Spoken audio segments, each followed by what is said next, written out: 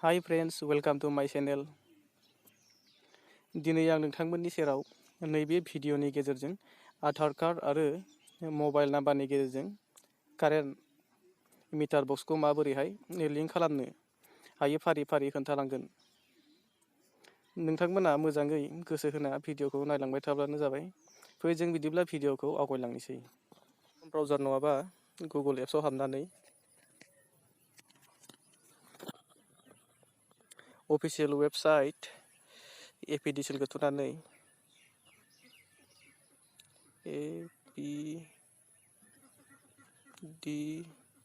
APDCL search खालामसै।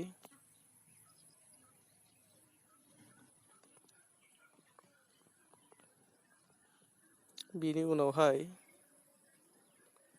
Mobile number आपडेटआव हाबनानै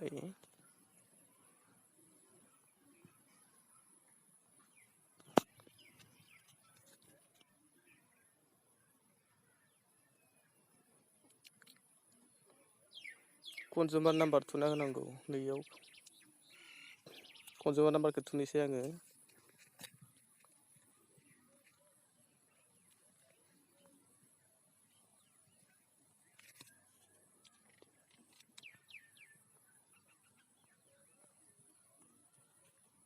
ओमफ्राय नैबे गोथाङाव थुना होदो थिर नुनायाव।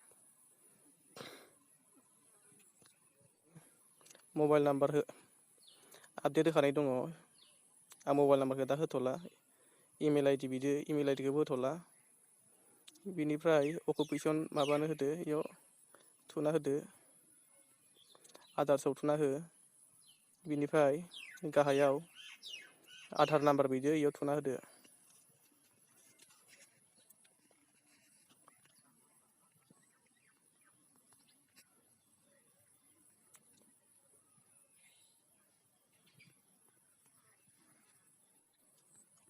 बिनि उनावहाय साबमिट खालामना होदो।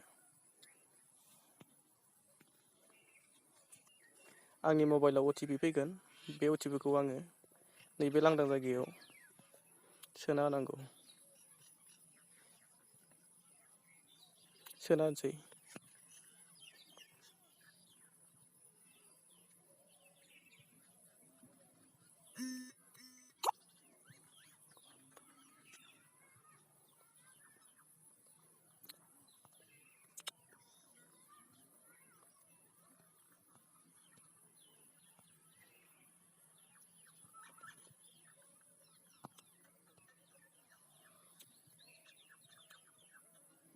इनिफ्राय भेरिफाइआव थुना होदो।